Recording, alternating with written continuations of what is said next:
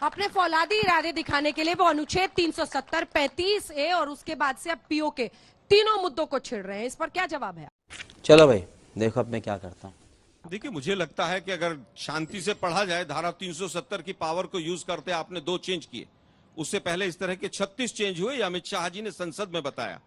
क्या पहले 2 प्रधानमंत्री थे, उनको नहीं हटाया गया? क्या हाई कोर्ट सुप्रीम कोर्ट की पावर्स में नहीं आए? आज जो चेंज भी किए थे 35A के, वो भी 15 साल के लिए कोरोना के काल में टाल दिए। मुझे एक व्यक्ति बताइए जिसने 50 गज का प्लॉट जम्मू कश्मीर में खरीद लिया, उसका नाम बताइए मुझे। उसको भी बदल दिया। और उसके बाद वोट का जब कानून आया अभी 1 महीने पहले, डीसी जम्मू का ऑर्डर रातों रात पलट गया। वो क्या ये सच नहीं है? धारा 370 आज भी संविधान का हिस्सा है, और जो 2 बदलाव किए थे वो आज भी बने हुए।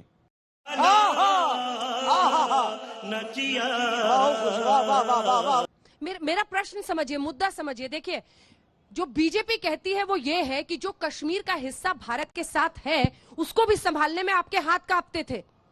एक के बाद एक ऐसी स्थिति आती थी कि कट्टरपंथियों से बुला बुला के बैठक करते थे, और वहां पर लोगों को खुश रखने के लिए कोई भी बड़ा कदम उठाने से आप डरते थे, और इन्होंने अनुच्छेद 370 हटा दिया।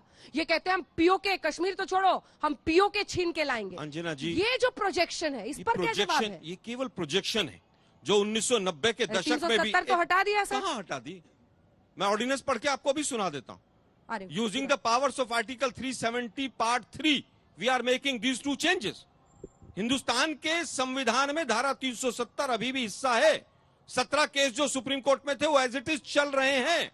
दूसरी बात मैं कहना चाहता हूं, आप पीओके की बात करते हैं। जो 1990 के दशक में कश्मीरी पंडित वहां रह गए थे, वो पिछले 6 महीने में छोड़ा है वहां से। प्रोजेक्शन करना और रियलिटी में काम करना, दोनों चीजों में फर्क है। हरियाणा और महाराष्ट्र के चुनाव थे, आपने आनन फानन में कदम लिया कि दोनों जगह हार रहे थे, आपने कट्टी राष्ट्रवाद को जागृत किया। गजब बेइज्जती है। और उसके बाद आज 2.5 साल 3 साल हो गए, आप वहां चुनाव नहीं करा रहे।